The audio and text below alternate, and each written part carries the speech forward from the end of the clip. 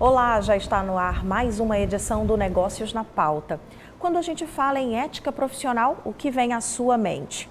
Nos últimos anos, cada vez mais organizações passaram a adotar condutas éticas como bandeiras. São várias regras que, em geral, têm diminuído a chamada flexibilidade moral dos profissionais, sobretudo na última década, Arthur.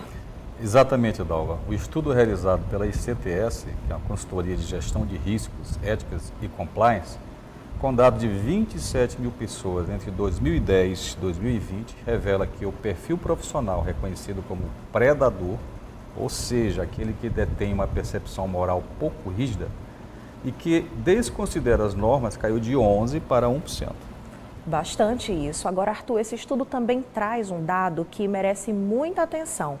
Quando analisado o aspecto que envolve a disposição do profissional para denunciar atos antiéticos, quase a metade dos entrevistados aponta que dança conforme a música e não demonstra um comportamento ético por convicção. Daí a necessidade de se investigar como as empresas podem influenciar o comportamento ético proativo dessas pessoas. E é importante lembrar, para além do comportamento on e offline, é a existência dessa ética profissional que vai favorecer ou impedir corrupções, fraudes, apropriações indébitas, assédios, subornos, por exemplo, no ambiente profissional. Acompanhe.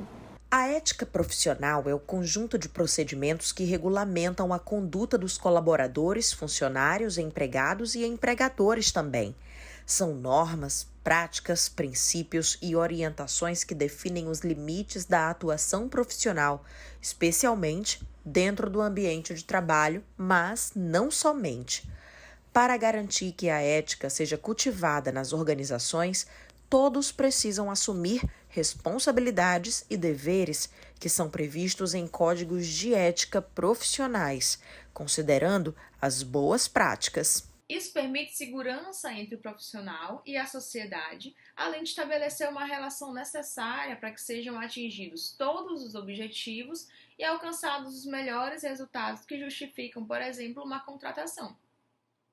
A ética é essencial porque influencia diretamente na nossa postura perante situações conflitantes e também no clima organizacional.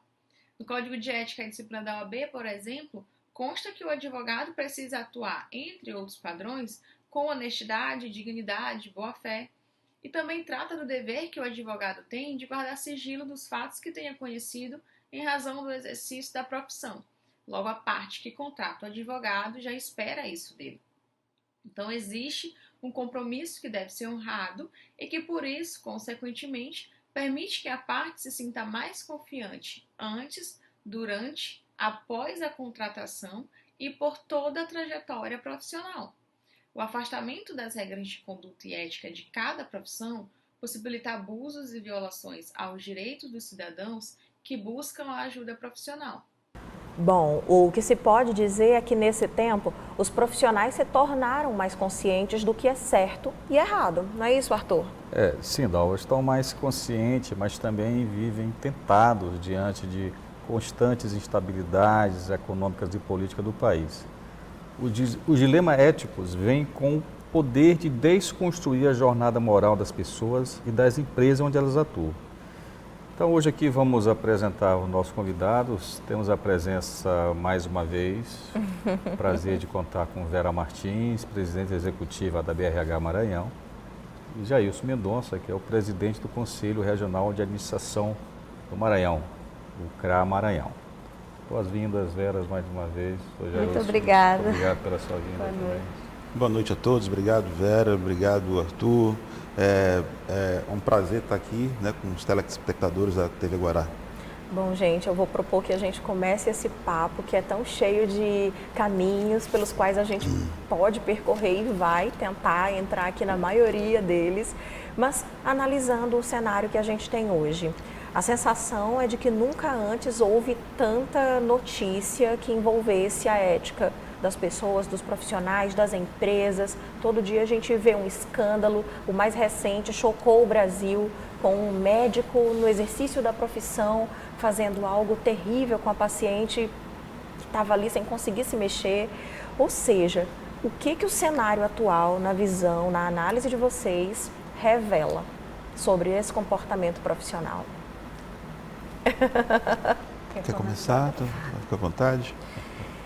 Eu acho que a gente está vivendo uma sociedade que está lidando com muitas informações, né? Recentemente eu vi essa questão. Está acontecendo mais ou estão sendo mais divulgados? Eu tendo a acreditar que eles estão sendo mais divulgados, né? E a informação agora é instantânea, né? Instantânea. Todo mundo anda com uma câmera na mão, com uma foto na mão, e essas situações passam a não estar mais escondidas, né? Paralelamente, a sociedade começou a questionar mecanismos que antes não eram questionados, porque eles eram submetidos a mecanismos de poder. Então, é de uma grande ousadia um grupo de enfermeiras, que seja enfermeiras ou enfermeiros, dentro de uma lógica cirúrgica, elas estão, né, pelo menos mentalmente, subordinadas à autoridade do médico, fazer esta questão do comportamento dele.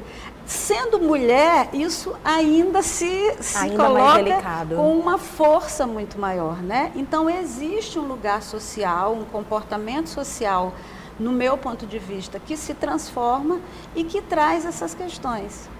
Então, essas transformações, na sua avaliação, Vera, têm sido motivadas pelo processo acelerado de comunicação e de acesso a esse conhecimento? E elevação da consciência das pessoas para o seu lugar na sociedade. É o que me parece. Então, existe um grande acesso à informação, a gente olha, e uma consciência. Você olha e fala, não, isso não está certo. Isso está errado. Lógico que a gente está falando, esse caso especificamente que você mencionou, é uma barbárie, né? É algo que... A gente tende a considerar ser doentio, na Idade Média, todo mundo iria estranhar.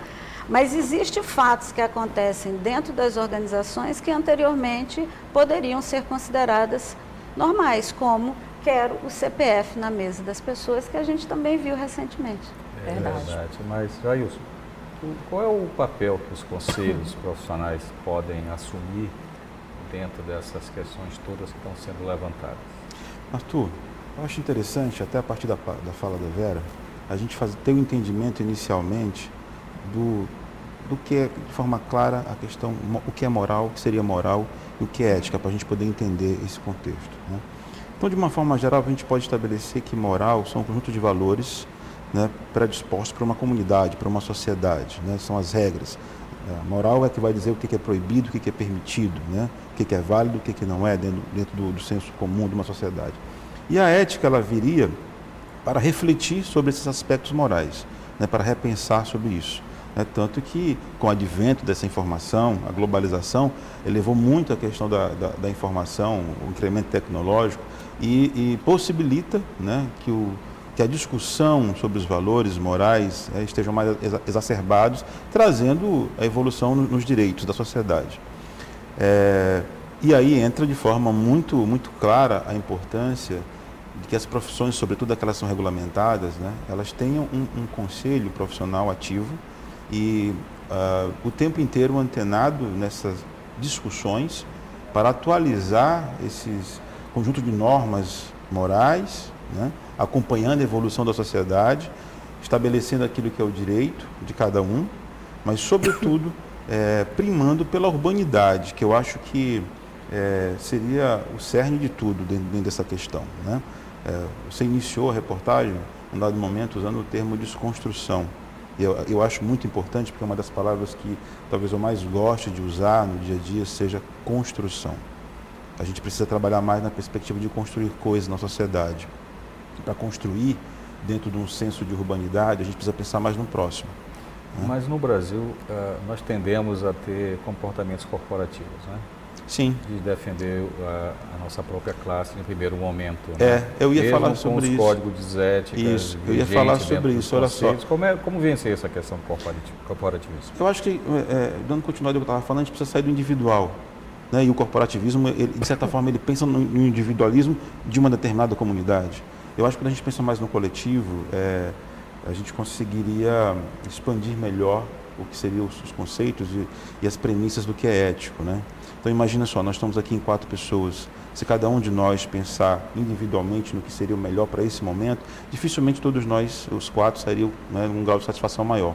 Ao passo que se cada um de nós estiver mais preocupado com a satisfação dos outros, pelo menos 3 de nós sairia daqui, né, com um grau de satisfação muito maior. E assim vai dentro dos ambientes corporativos, né, porque veja bem, a gente vive sempre em sociedade, a família é uma sociedade, né, o teu trabalho também é uma sociedade. E talvez o ambiente organizacional seja um ambiente mais desafiador para a questão da ética. Por quê?